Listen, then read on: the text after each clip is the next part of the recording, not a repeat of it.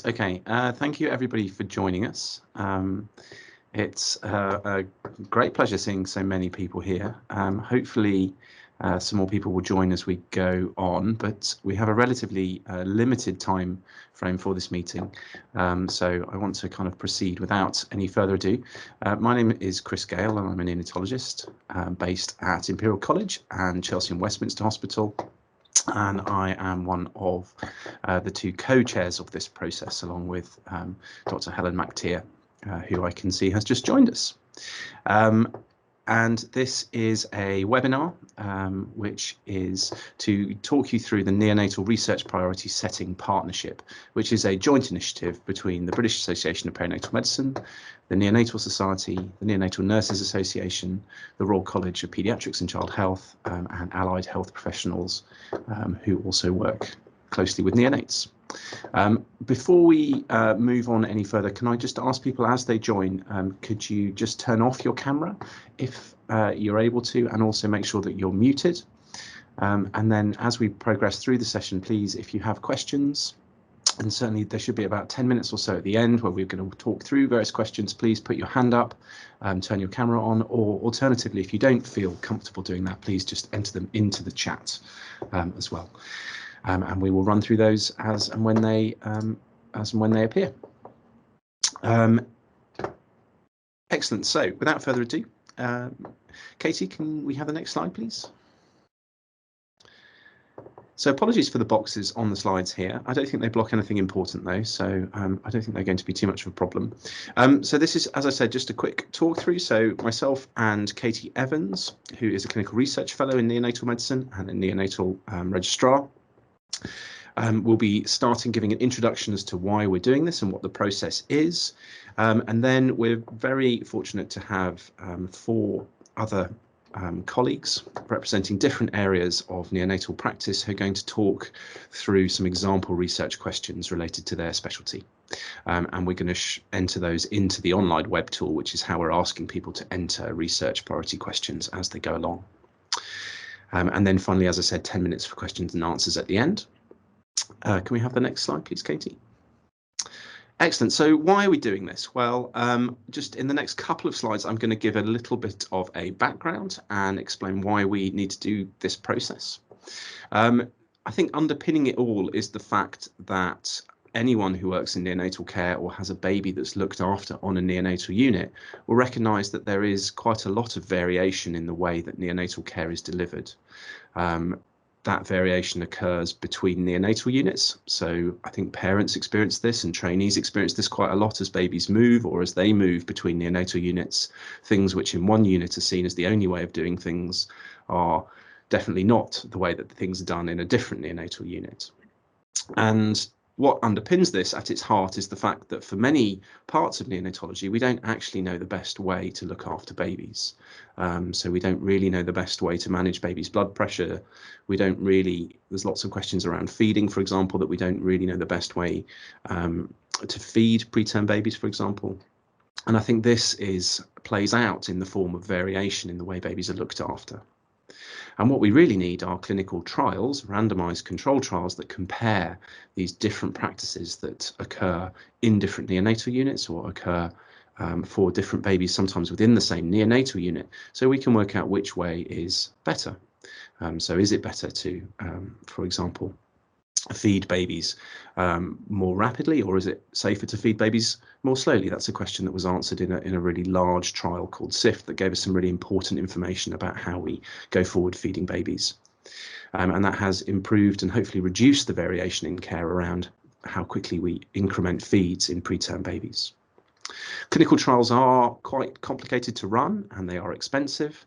And funding organisations such as the National Institute of Health Research, which is the government NHS research funding arm, look for evidence of which research questions are the most important ones to address before they fund them. And processes which involve all of the different stakeholders who have input into a particular clinical area. So in neonatal care, doctors, nurses, allied health professionals, parents, patients, a process that involves all of those stakeholders and is representative across all of them, have quite a lot of sway for funders like the National Institute for Health Research when they decide which research questions they may want to take forward into clinical trials. There has been some work in this area. There have been some previous neonatal research priority setting partnerships, which I'll talk about on the next page. But in general, they have led to broad research uncertainties, which are really important, or research areas that people think should be researched, rather than clinical trial questions.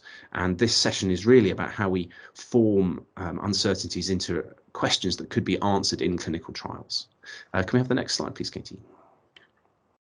So I've been fortunate enough to be involved in quite a lot of these processes. In 2014, Lelia Dooley and Sandy Oliver led a process which tried to identify the top 15 research priorities for preterm birth. That was a fantastic process, involved several hundred parents, patients, health professionals from all over the world. But unfortunately, it didn't really result in research questions that could be easily tested in randomized trials. It was really important in identifying outcomes that were really important, so questions around infection or necrotizing enterocolitis, and that people were interested in, for example, preventing necrotizing enterocolitis and preventing preterm birth in the first place. But they don't lend themselves well to randomized controlled trials because they're actually quite broad, and there aren't really the components that you would need to test in a randomized control within that research uncertainty. This kind of work, these tend to be called James Lind Alliance priority setting partnerships, and they're based around a really robust process that has been developed by an organisation called the James Lind Alliance. And further ones of these have been undertaken in stillbirth, preterm birth, pregnancy hypertension and diabetes in pregnancy. And across all of these, they've resulted commonly in questions which are really more broad research areas rather than research questions that can be answered in clinical trials. And so the purpose of this work, rather than reinventing the wheel, is to actually identify questions that we can go on and answer in the form of a research question.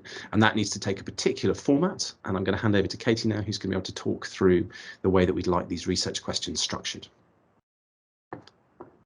So the way we're hoping to have them all structured is what's commonly known as the Pico format. And we're well aware that people have very different background experiences in using this format to address research questions. So we're going to talk through it briefly here, and then you're going to get to hear some examples of questions structured in this format by various members of our steering group representing the different people we want involved in this project. So to break it down, it's just an acronym, and it stands for your population, intervention, comparison, and then your outcomes. And really, when we're looking at neonatal questions and you're thinking about your population, you're specifically thinking about the gestation of your babies, whether you just want to address your question towards term infants or just preterm infants. And if they're preterm, is there a particular gestation range that you want to look at? And the other aspect of the project is thinking about the location. So do you want to just look at babies that are on a neonatal unit receiving neonatal care, or do you want to look at babies in other settings such as transport, the community or a postnatal ward who have been receiving care from a dedicated neonatal team in those settings? And the third thing you're thinking about when you're thinking about your population is there a specific condition or parameters that you're interested in? For instance, do you want to only look at babies who've got a specific heart condition, or do you only want to look at babies that've got a specific diagnosis, and then tailor your question down from there? When you're moving on to look at the intervention, that's sort of the thing that you want to try. So it can take lots of different forms. Is there a drug that you want to see if it works? Is there a specific treatment or a type of care or a type of equipment or anything like that that you want to look at and see whether that makes a difference? And really, if you're looking at practice-changing trials, you want to be able to compare this with something. And so that might just be standard care, so what units provide at the moment, or it might be a direct alternative to the intervention that you're considering. When looking at outcomes for this project, we've actually based this on a bit of work that was done previously called the Core Outcomes in Neonatology, which was a similar prioritisation work that actually looked to work out what were the most important neonatal outcomes to parents and healthcare professionals. And it came up with a list of sort of 10 absolutely critical neonatal outcomes, which are listed really nicely in the question tool, so you can pick from them easily. But you could also pick outcomes that are outside of this remit when you're submitting a question. So this is just an example of a Pico question looking at quite a big neonatal trial that looked at the treatment thresholds for giving platelet transfusions to preterm babies. So when they looked at their population, they defined it as all preterm babies that were under 34 weeks gestation. The intervention they looked at was giving platelet transfusions if the platelet counts was less than 25. And they compared that to platelet transfusions if the platelet counts was less than 50. So they had a high and a low threshold, and they were comparing them with each other. The main outcomes they looked at were mortality, so the death of babies, or major bleeding within 28 days of the transfusion. But they did look at quite a lot of other outcomes, which are also included in our outcome set from the core outcomes in neonatology.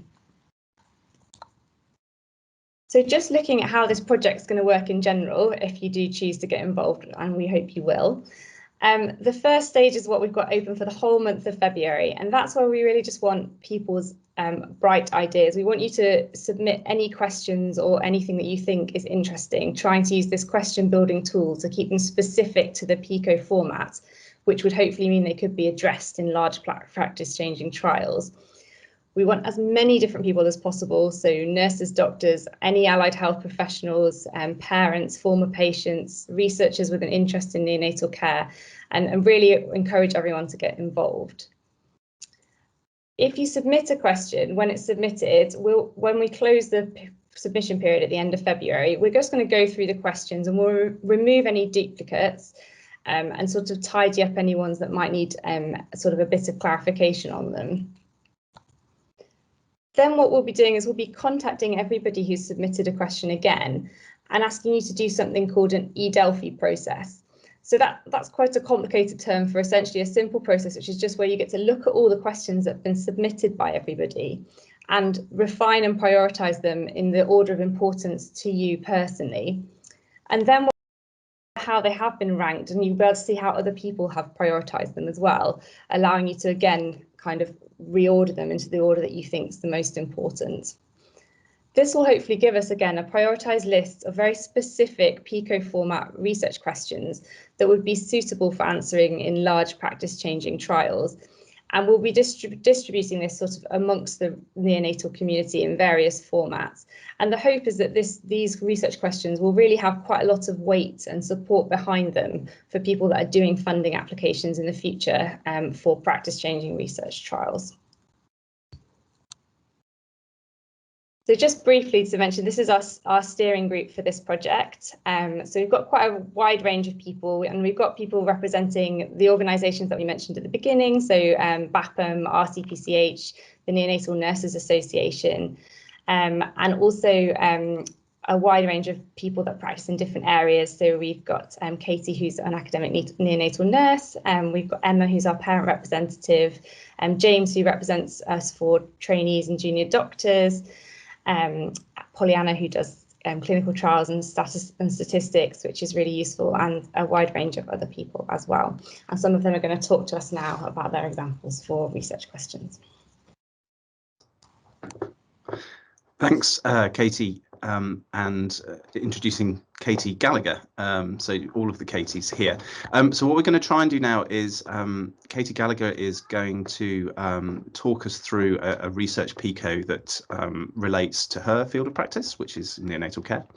And Katie Evans is going to try and show us this being submitted in real time in the online research tool. So let's hope that this works seamlessly. Brilliant. Thank you, Chris.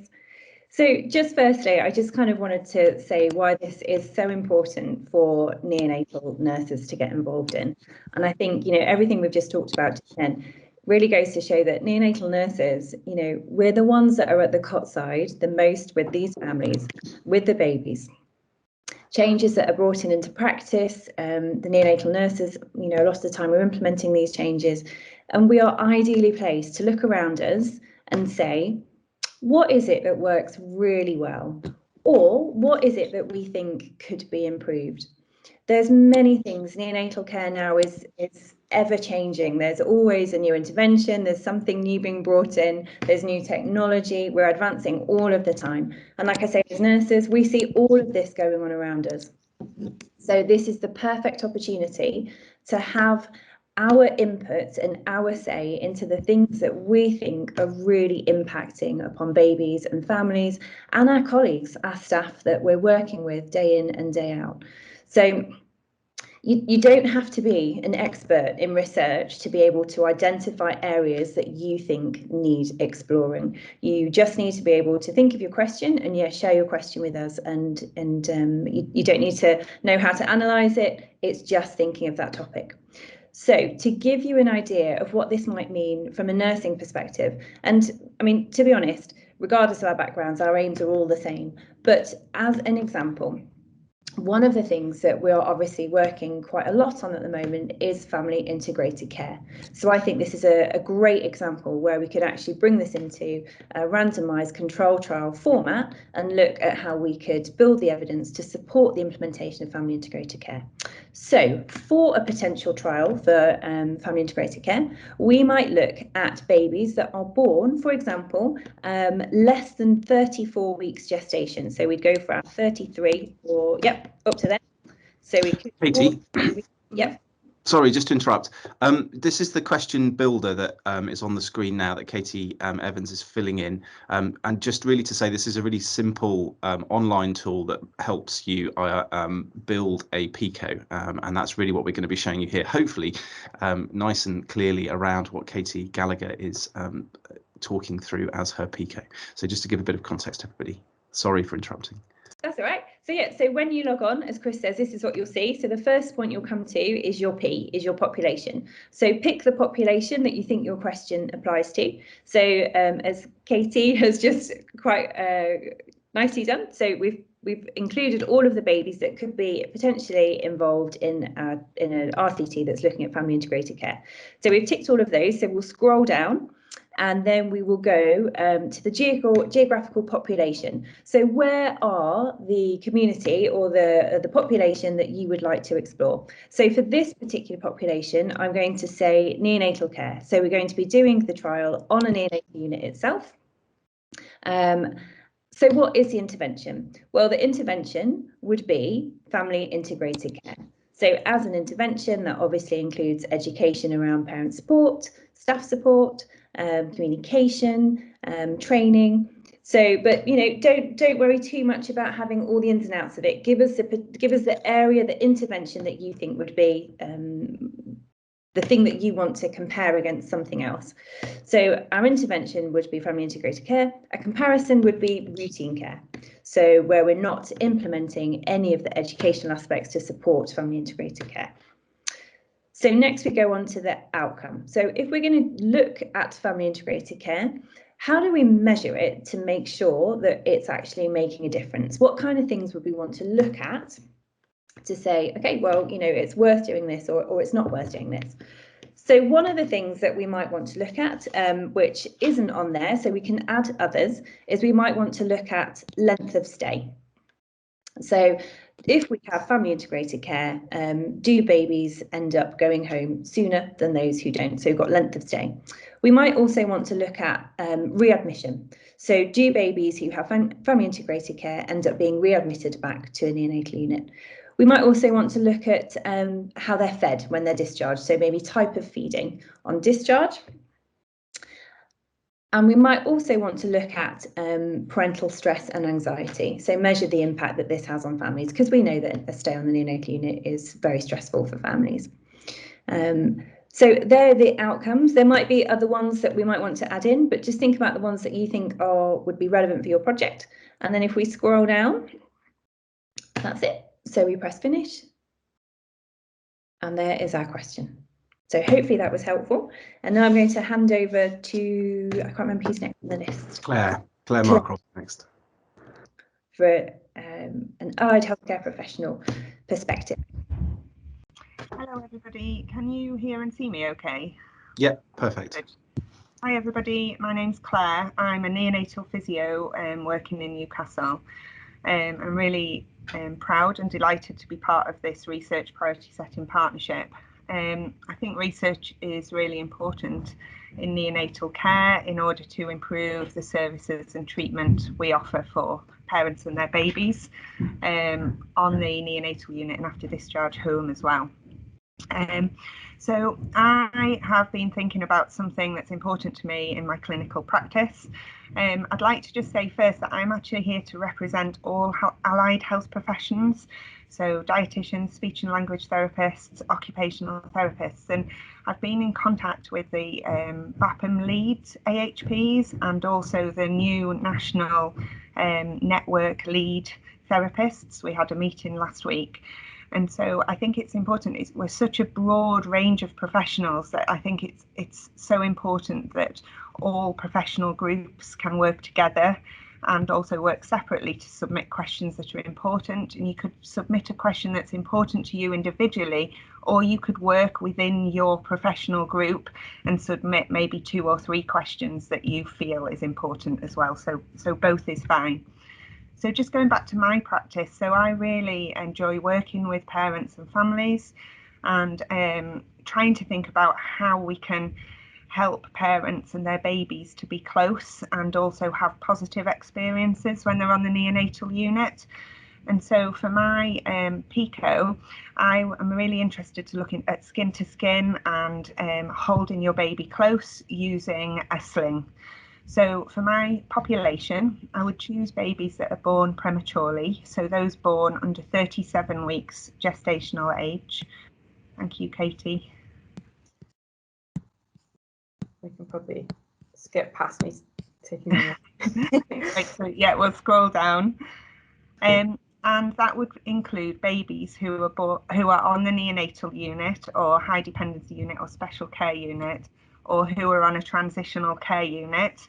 But also I'm interested in what happens after babies and families go home as well. Okay, so the intervention would actually be a sling.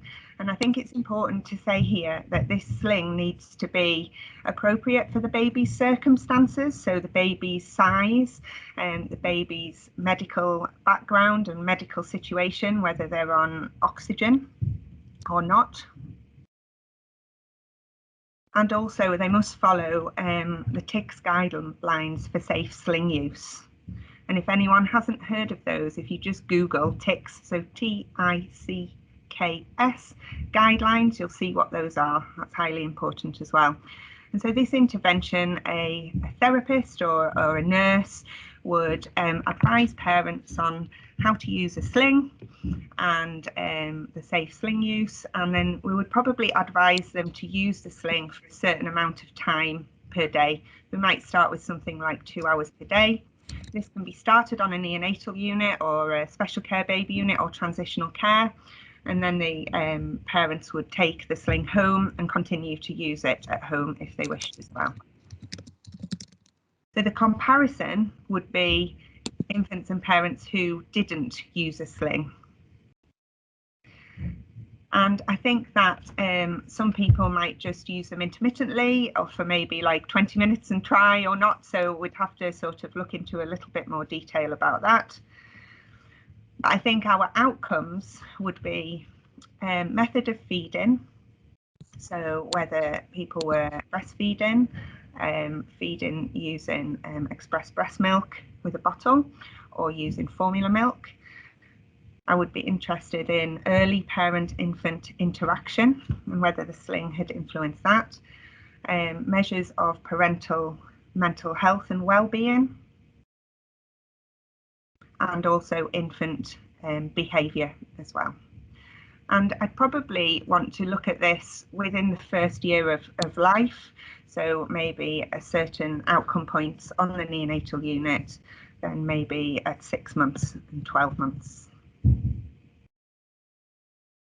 And that's something that I'd love to do a clinical trial on. And so that's my question. Thanks, Claire. Fantastic. Thank you. Fantastic. We've got James Webb next.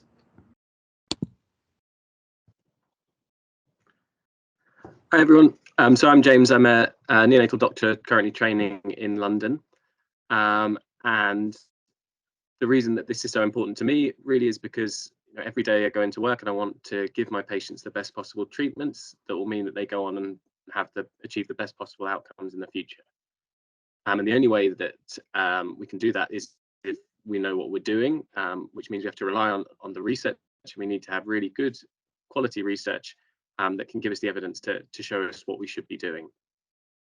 And as a trainee, what I experience as I move between different hospitals and even sometimes within hospitals is you see some of the evidence of the uncertainties that exist and persist in neonatal medicine. So you see, like Chris said, some hospitals do things one way, some hospitals do things another way. And even within hospitals, sometimes one week, all of the babies will get a certain treatment, and then the next week, the consultant might stop a treatment, which is confusing as a trainee because it means I'm not certain what the best possible treatments are and what I should be doing in the future. And I can only really imagine what sort of impact it must have for the parents who are relying on us to look after their children, and seeing that sort of uncertainty. So I would have sort of come to this and had a bit of a think about some of the uncertainties that exist in the neonatal unit I'm in at the moment, and I've tried to think about what would be a really good research question that would help to improve the care we're giving, reduce the amount of variation that happens, and hopefully identify what actually is the best possible way to treat these patients.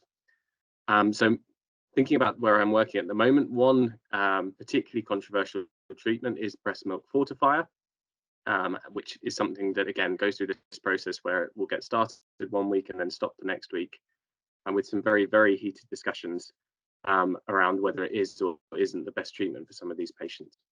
And having looked a little bit at the evidence, you can see that some of the reason for this uncertainty is because it actually is a bit uncertain, and there is a lot of debate at all levels about what the best way to treat these patients is. So trying to put that sort of answer that uncertainty and put it into the format of a Pico research question. So if I'm thinking about the population that would be most interested, the most heated discussions happen with the most extremely preterm babies. So my population that I would like to see would be babies born less than 28 weeks, because these are the ones where a lot of debate and discussion happens about whether risks outweigh benefits, and whether we know what we're doing in this population. In terms of where the population would be, I think all of these babies would be on the neonatal unit, and that would be the P to my research question.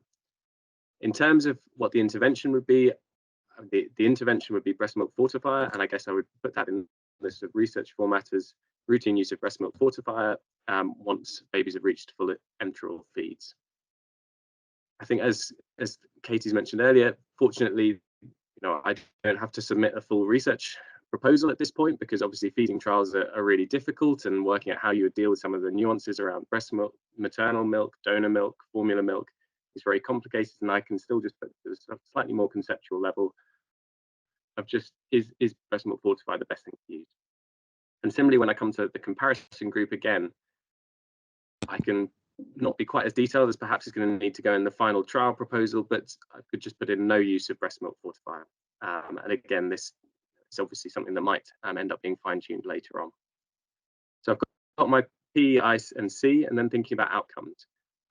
So again, the outcomes are something that are really important, and I think part of the problem in the research at the moment is that a lot of the research in this area is focused on slightly short-term outcomes, and outcomes that people can debate the importance of. So yes, maybe we know breast milk fortifier helps growth, but what does that really mean?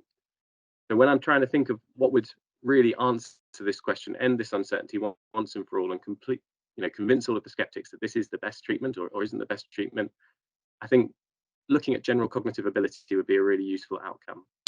Because if we can show that this is a treatment that improves these children's cognitive ability, which means they go on to do better at school, make more money as adults, that would be a trial that would end the debate, identify, hopefully an improvement in practice, and mean that our patients go on to have better care.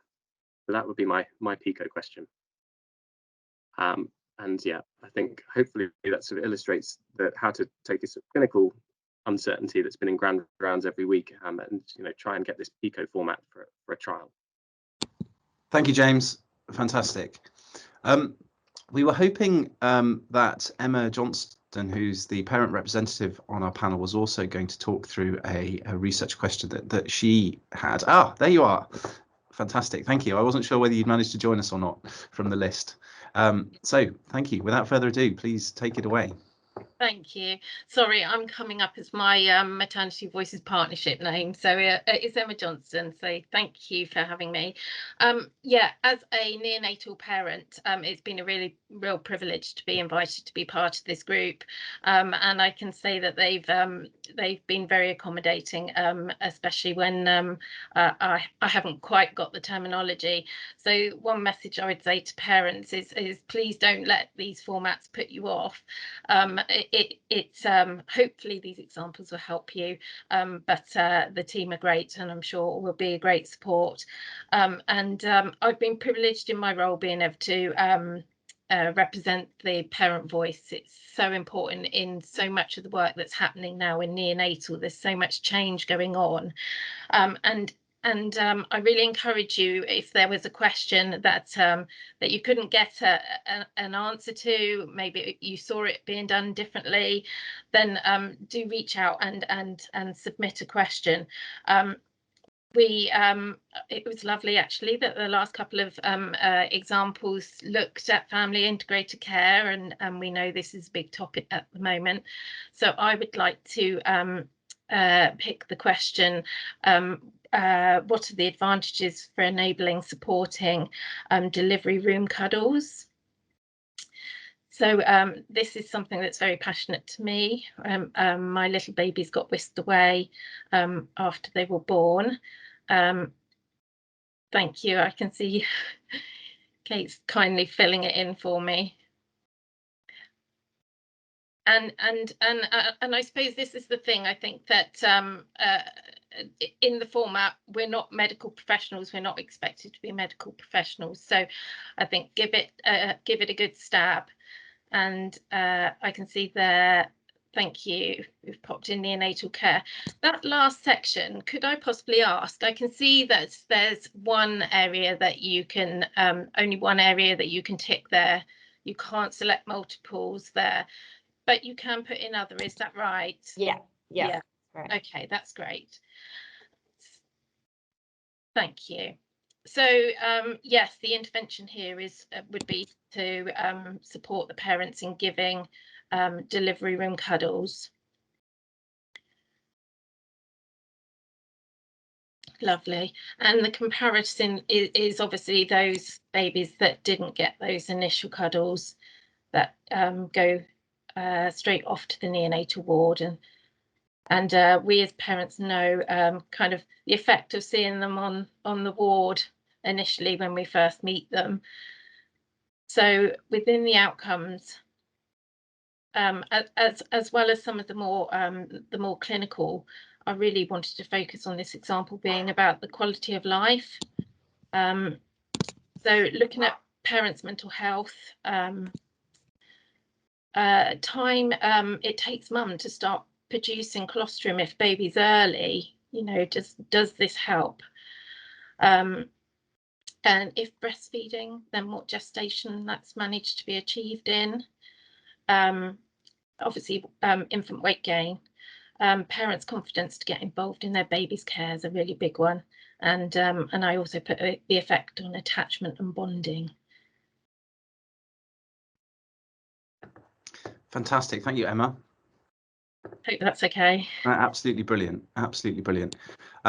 So we're in the last 6 minutes. So I'm going to move us on so that we have time to answer questions. Hopefully you've seen 4 really nice examples of research questions from different parts of neonatal care, from different people involved in the care or having had experience of care of babies on the neonatal unit. And hopefully you've seen, and that's encouraged you, that your questions, the burning uncertainties that you're aware of, you can also submit them.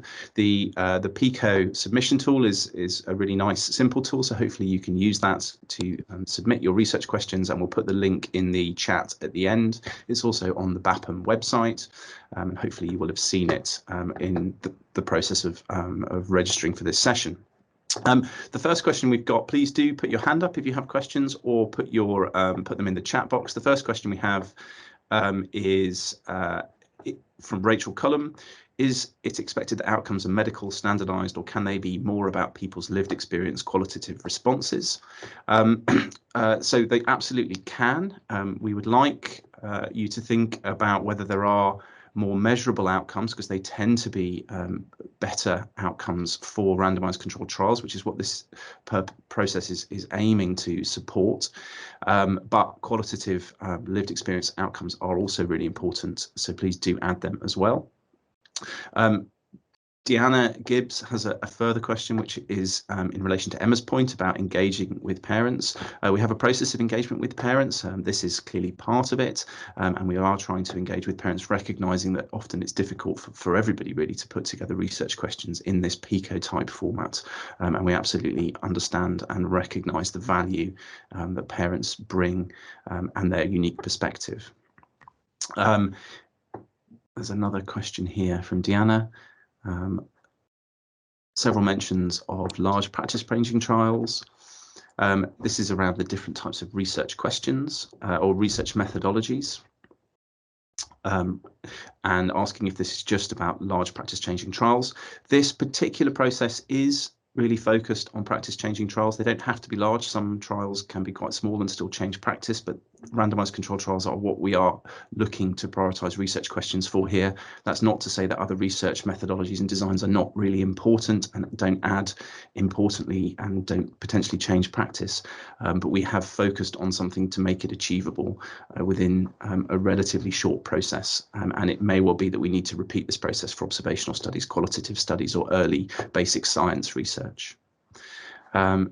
Is another question here from Jade Kant. Is there any chance if we wanted we could participate in the research question? Should it be accepted? Absolutely.